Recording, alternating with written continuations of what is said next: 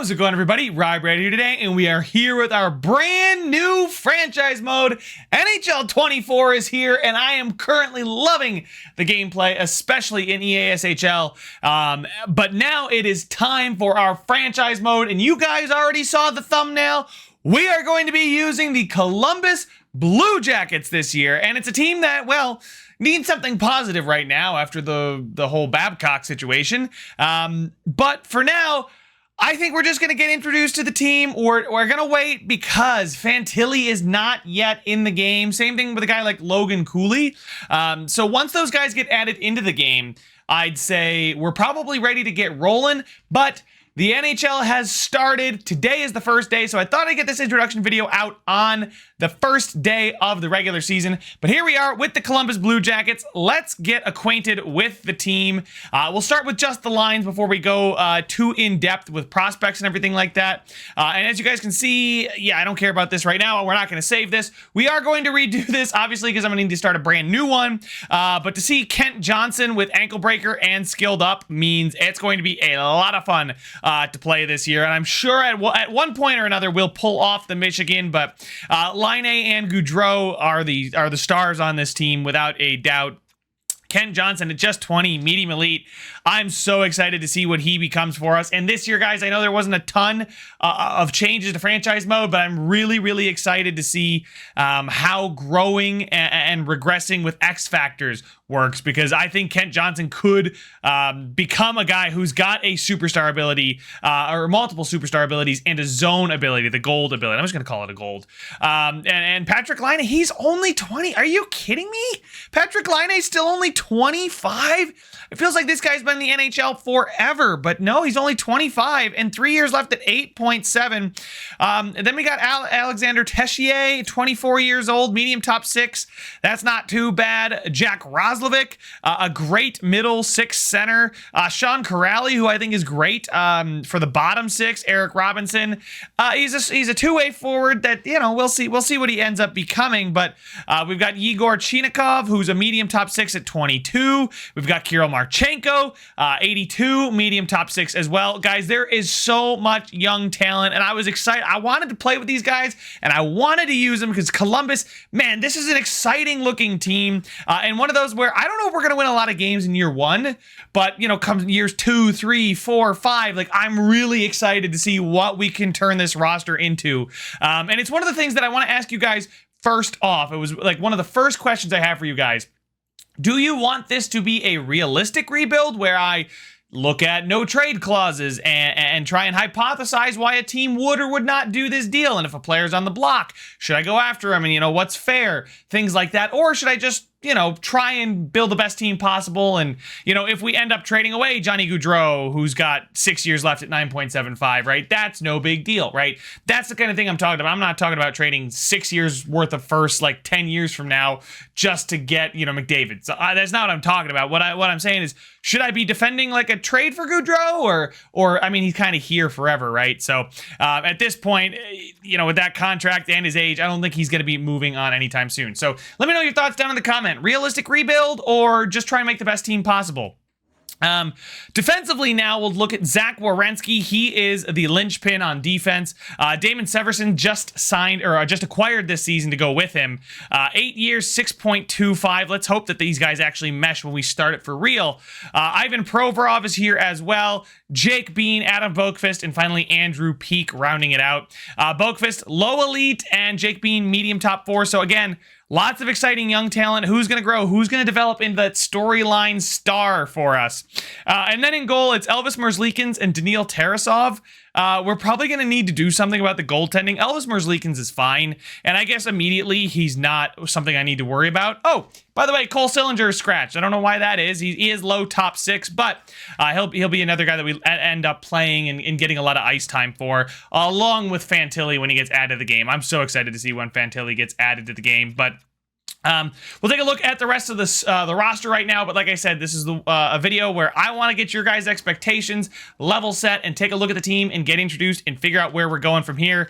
Oh yeah, David Jiricek, he's gonna be playing in the majors. I'm pretty sure I want to play him in the majors. I mean, 81 overall, top 6 defenseman, medium elite.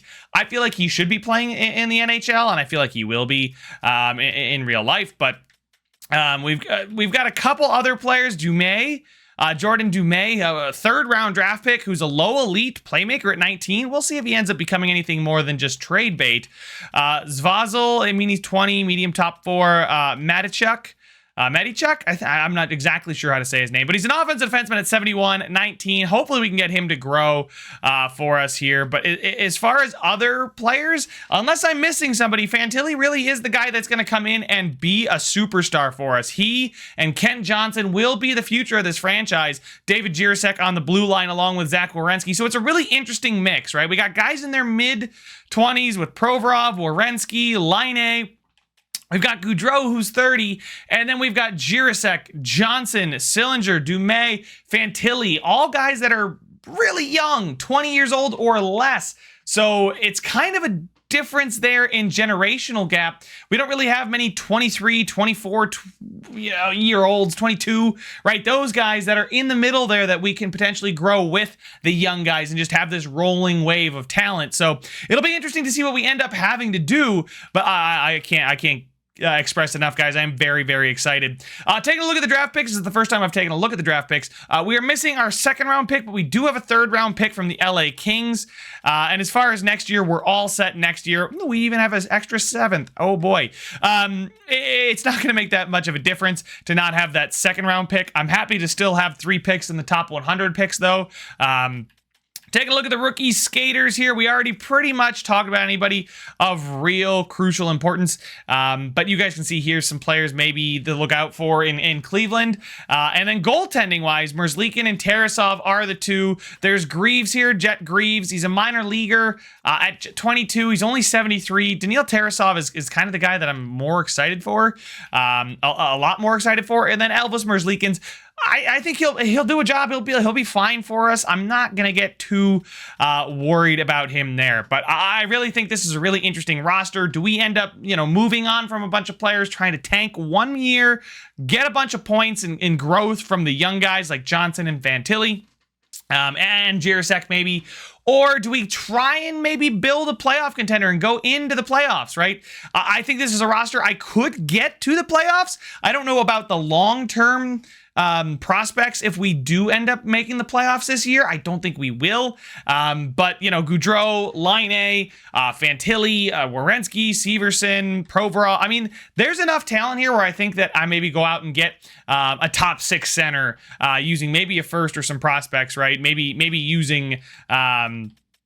here we've got Dumais. Maybe I use Dumais and Zvazel, and we go out and get a top 6 center, right? That could be a move we do. I really do think though that I may stand pat and then trade off some of the guys that don't have a no trade clause, depending on which way we go with the realistic rebuild. I'm kind of leaning realistic rebuild, but I want to get your guys' thoughts on that. But I am thinking that we lean more towards one more bad year.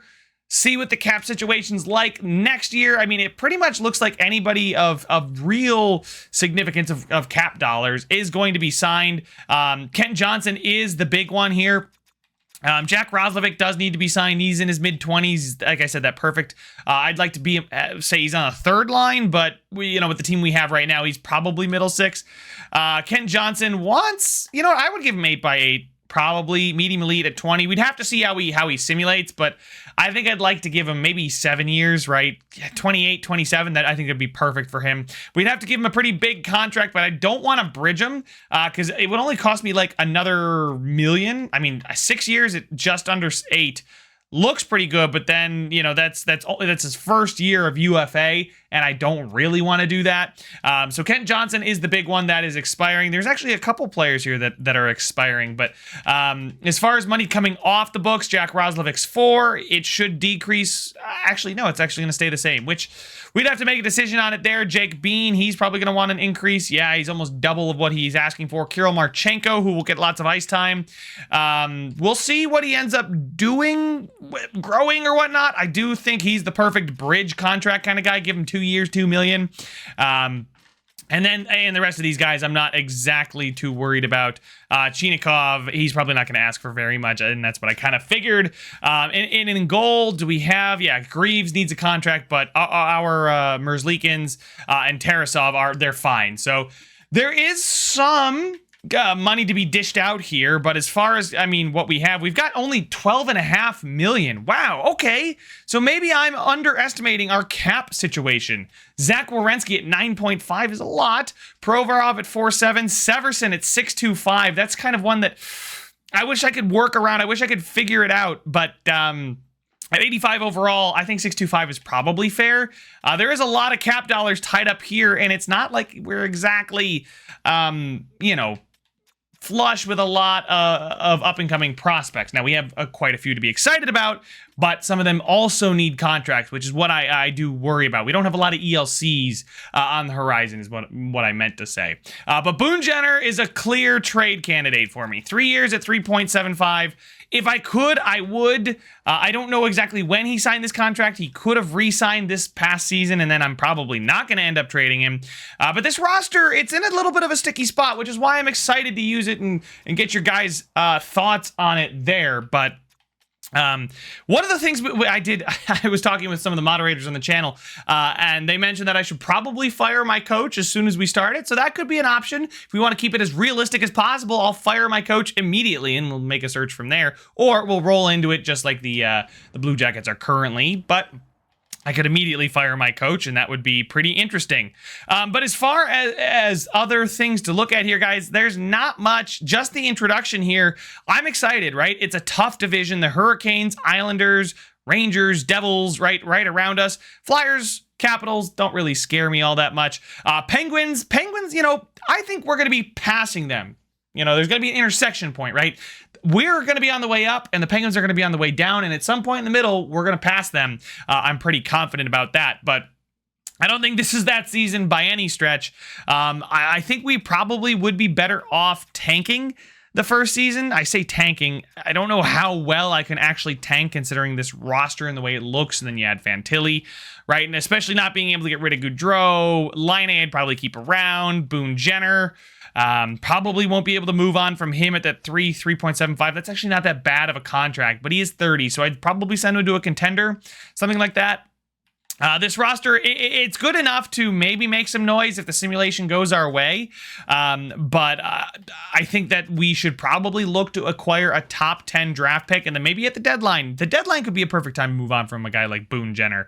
I know he's got 3 years left, but he basically have 2 at that point, and we could maybe get something kind of decent for him, but that is what I'm thinking, guys. I want to hear your thoughts down in the comment section about the Columbus Blue Jackets, where we should head, what type of rebuild I should do. I love to ask this question. Should I A, go all in, B, retool and bide our time, or C, tank? Right? Those are our 3 options pretty much every year, but I feel like B or C is where I'm leading. I don't want to go all in with this Blue Jackets roster to start.